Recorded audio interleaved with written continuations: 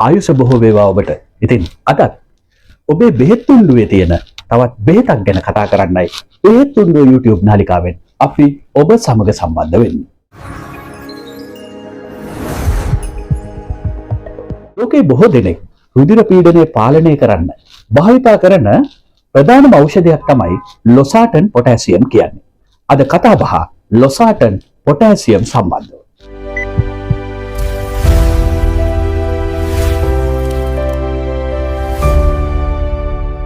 ඇන්ජියෝටෙන්සින් රිසෙප්ටර් බ්ලොකර්. ඒ කියන්නේ ලොසාටන් අයිති ඖෂධ කාණ්ඩය. ඉතින් මේ ඖෂධයෙන් කරන්නේ ඔයාගේ රුධිර නාල ලිහිල් කරලා රුධිර නාල පටුවීම වළක්වන එක. ඒ තුලින් හොඳ රුධිර සැපයුමක් ලැබෙන නිසා රුධිර පීඩනය පාලනය වීම සිද්ධ වෙනවා.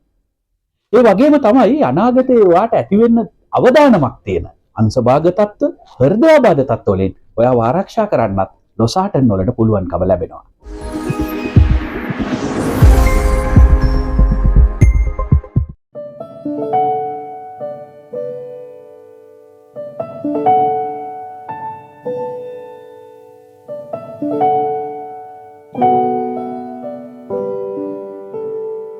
ලොසාටන් පොටෑසියම් ගන්න ඕන හරි වෙලාව මොකක්ද කියලා ඔයා අනිවාර්යෙන් දැනගන්න ඕන.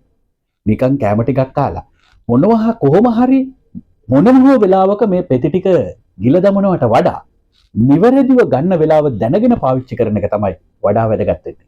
ඒ නිසා මේ කතාව ලොසාටන් ගන්න ඕන හරි වෙලාව මොකක්ද කියන කාරණේ සම්බන්ධව. ඔයා කැම ගත්ත ගමම්ම එහෙම නැත්නම් කැමට පෙර එහෙම නැත්නම් කැමට පසු ඖෂධ ගන්න එක සාමාන්‍ය ක්‍රමවේදය. හැබැයි ලොසාටන් වගේ ඖෂධයකට ආහාරවල බලපෑමක් නැහැ. වැදගත් වෙන්නේ දවසේ නිශ්චිත එක වෙලාවක් ඔබ මේ ඖෂධ ලබා ගැනීම සඳහා තබා ගැනීම. ඒ කියන්නේ ඔබට වෛද්‍යවරයා නිර්දේශ කරන්නේ දවසකට එක වතාවක් ලොසාටන් පොටෑසියම් භාවිතා කරන්න නම් ඔබ භාවිතා කරන්න ඕන හවස හෝ උදෑසන මොන වෙලාවද කියන එක ඔබ තීරණය කරන්න ඕන. ඒ වෙලාවට දිගටම මේ ඖෂධය ලබා ගන්න ඕන. දවසකට දෙවතාවක් නම් උදෑසන එක වෙලාවකුත් සන්ධ්‍යාවේ එක වෙලාවකුත් මේ ඖෂධය ලබා ගන්න ඕන. ඒ කියන්නේ පැය 12ක කාල පරතරයක් පවත්වා ගනිමින් ඖෂධ ලබා ගන්න ඔබ කටයුතු කරන්න ඕන.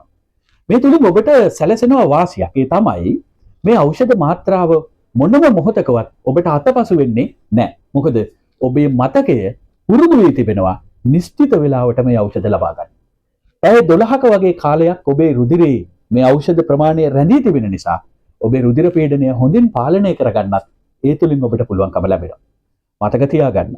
යම්කිසි මොහොතක ඔබට ඖෂධ මාත්‍රාවක් අතපසු වුණොත් ඒ මාත්‍රාව මතක් වූ සැනින් ලබා ගන්න. නමුත් ඖෂධ මාත්‍රා දෙකක් එක ආසන්නයේ නම් කොයිම මොහොතකවත් ලබා ගන්න එපා.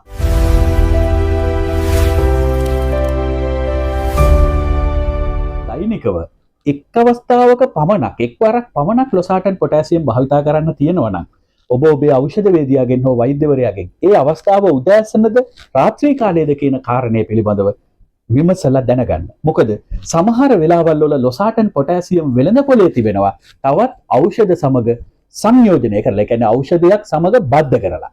එතකොට ඒ ඖෂධයේ ක්‍රියාකාරීත්වය ගැනත් හිතලා ඔබ උදෑසන ගැනීමද වඩා වාසිදායක නැත්නම් රාත්‍රියේ ගැනීමද කියන කාරණය පිළිබඳව හොඳින් දැනගන්න නම් ඔබ ඔබේ වෛද්‍යවරයාගෙන් හෝ ඖෂධ වේදිකාගෙන් ඒ පිළිබඳව විමසා දැන ගැනීම ඉතාමත් වැදගත්.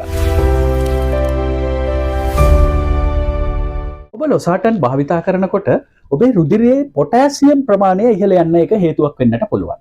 ඒ නිසා ඔබ පොටෑසියම් අඩංගු අතිරේක ආහාර වර්ග, පළතුරු වර්ග භාවිතා කරනවා නම් ඔබේ වෛද්‍යවරයාගෙන් ඒ පිළිබඳව විමසා දැනගෙන සැක හැර දැනගෙන ඒවා භාවිතා කිරීම වැදගත්. තවත් කාරණයක් තමයි ලොසාටන් පොටෑසියම් භාවිතා කරනකොට ඔබේ රුධිරයේ අඩංගු සෝඩියම් ප්‍රමාණය පහළ යන්න එක හේතුවක් වෙනවා. ඒ නිසා සාමාන්‍යයෙන් රුධිර පීඩනය වැඩි කෙනෙක්ට දෙන උපදේශය තමයි සෝඩියම් අඩංගු ආහාර පාන අඩුවෙන් ගන්න කියන එක. ඒ කියන්නේ ලුණු සහිත ආහාර අඩු කරන්න කියන එක. අධික ලුණු ආහාරයට ගන්න එපා කියන එක. හැබැයි ලොසාටන් පොටෑසියම් ඔබ ගන්නවා නම් ඔබ සාමාන්‍ය පරිදි ලුණු සහිත ආහාර ගත්තට ඒක ගැටලුවක් නැහැ. ඒ වගේම තමයි ලොසාටන් පොටෑසියම් භාවිතා කරනකොට ඔබ මත්පැන් ගැනීමෙන් නම් වළකින්න ඕන. ලොසාටඩ් පොටෑසියම් භාවිතා කරන ඔබ ගැබිනි මවක් නම් එහෙම නැත්නම් ගර්භණී බව අපේක්ෂාවෙන් සිටින කෙනෙකු නම් ඔබ කිරි දෙන මවක් නම් ඒ පිළිබඳව ඔබේ වෛද්‍යවරයා දැනුවත් කිරීම ඉතාමත් වැදගත්. ඊළඟ කාරණය තමයි ලොසාටඩ් පොටෑසියම් භාවිතා කරනකොට ඔබේ රුධිර පීඩනය සාමාන්‍ය තත්ත්වයේ පවතින්නට පුළුවන්. හැබැයි ඔබ හිතන්න එපා මගේ දැන් රුධිර පීඩනය සාමාන්‍ය තත්ත්වයක තියෙන්නේ. ඒ නිසා මට මේ වෛද්‍යවරයා දීපු මාත්‍රාවට වඩා අඩු මාත්‍රාවක් ගත්තා නම් හොඳයි. එහෙම නැත්නම් මේ බෙහෙත දැන් නවත්තලා දාන්නත් මට පුළුවන් කියලා. ඔබේ හිතුමනාපෙට මේ ඖෂධ නවත්තන්න හෝ මාත්‍රාව වෙනස් කරන්නට එපා.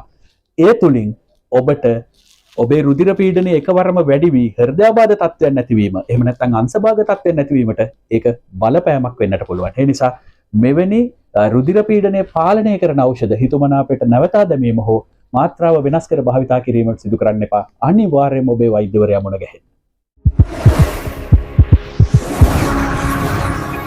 ඔබ එක් ඉරියව්වකින් තවත් ඉරියව්වකට මාරු වෙනකොට උදාහරණයක් ඔබ වාඩි වෙලා නැගිටිනකොට හාන්සි වෙලා නැගිටිනකොට ඉතා වේගයෙන් මේ ඉරියව් මාරු කිරීම සිදු කරන්නට යන්න එපා. මොකද ඉරියව්වකින් තවත් ඉරියව්වකට යනකොට ඔබට මද කරකැවෙන ගතියක් දැනෙන්නට පුළුවන්. ඒ නිසා ඉතා සෙමෙන් ඉරියව් මාරු කිරීමෙන් මේ කරකැවෙන ගතිය පාලනය කරගන්න එහෙම නැත්නම් නැති කරගන්න ඔබට හැකියාව ලැබෙනවා.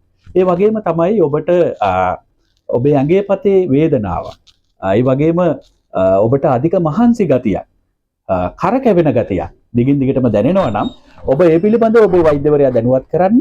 ඔබට ඒ තුලින් ආරක්ෂිතව තවදුරටත් ලොසාටන් භාවිතා කිරීමට හැකියි. ඔබ තවමත් බෙහෙත් තුණ්ඩුව YouTube නාලිකාව subscribe කරලා නැත්නම් subscribe කරන්න. ඒ වගේම bell icon එකත් click කරලා තියාගන්න. මොකද ඔබේ බෙහෙත් තුණ්ඩුවේ තිබෙන ඔබ භාවිතා කරන ඖෂධ ගැන ඔබ නොදත් තොරතුරු ඔබ දැනගත යුතු තොරතුරු අරගෙන අපි දිගින් දිගටම බෙහෙත් තුණ්ඩුවෙන් ඔබ සමග සම්බන්ධ වෙනවා. යලිත් ඔබ සමග සම්බන්ධ වෙන බලාපොරොත්තු වෙන සමු ගන්නවා. ඔබට සුවදායි අනාගතයක්.